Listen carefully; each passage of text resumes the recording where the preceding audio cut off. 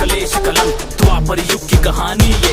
हस्तिनापुर में बीता वो जो सामने सबके लानी है। 100 पुत्र गांधारी के और कुंती को 6 का वरदान। कुछ पांडव कहलाए और बाकी को मिला कौरव का नाम। दुर्योधन को योजना आई भोजन में फिर विष मिलाया। भीम को मारने की वंशा थी बाल विवाह का ना हो पाया। आयोजित हुई ऐसी सभा सब वीर हुए थे जमा वहाँ।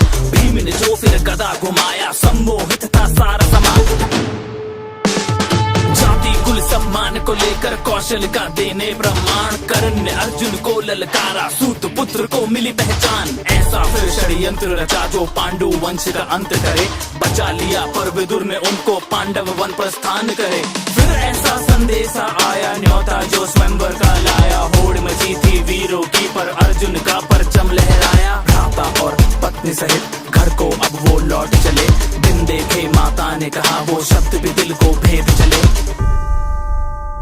शकुनी का प्रपंच सुनो पासों को फेंका जाल बुना। धर्मराज कुछ समझ न पाया राजपाट संग मान गवाया।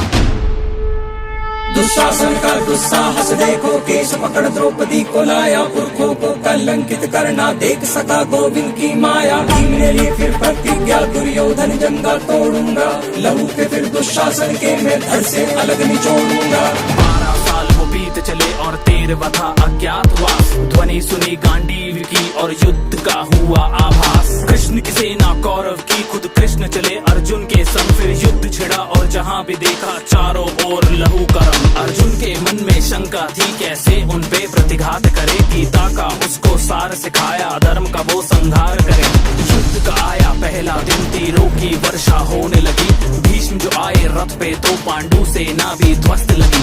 दूजा दिन जब युद्ध का आया अर्जुन ने कौशल दिखलाया। शस्त्रों की टकरार हुई और भीष्म न आगे बढ़ पाया। वरदान मिला था मृत्यु भी इच्छा से हो पर शस्त्र उठे ना सामने जब से खंडी हो। खुद ही अपना राज बताया मौत को फिर खुद गले लगाया। अर्जुन तीरों से शैया बनी प्यास लगी पितामह को तो वो भी अर्जुन से ही बुझी।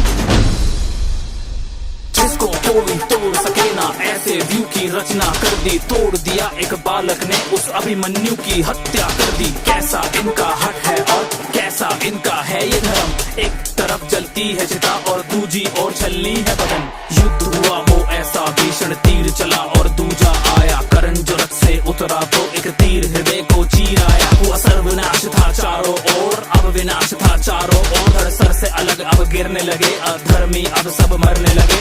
धृतराष्ट्र 100 पुत्रों की संख्या भी अब कम होने लगे। शकुनी का भी अंत हुआ और था अब दुशासन का। उसके सीने को चीर दिया अब लहू के संग शवासन था। दुविधा में दुर्योधन था जीत का कोई आसार नहीं। युद्ध में कैसे विजय मिले जीवन का बस आधार यही। वज्र का उसको कवच मिला पर जंघा में कमजोरी थी। मातृ प्रेम और शिव आवाहन से शक्ति बटोरी थी। एक शिष्य बलराम का था और दूजे संग थी कृष्ण की माया। फिर कंपन महसूस हुई जो इन दोनों की गदा से आया। दो योद्धा का बल टकराया भीम लगा था कुछ असहाया। देखा जब मुरली ने तो इशारों में था कुछ समझाया। समझ के उस इशारे को जब गदा भीम ने मारा वो दुर्योधन जंगा टूट गई ना उठ पाया दोबारा वो। अधर्मियों का विनाश हुआ अंत में धर्म ही जीत गया। कलयुग का आरंभ हुआ और द्वापर युग भी बीत गया। और ये थी महाभारत की कहानी। और अब कलयुग में विष्णु भगवान कल्कि का अवतार लेकर आएंगे। चलो चलो अब सो जाओ। Good night.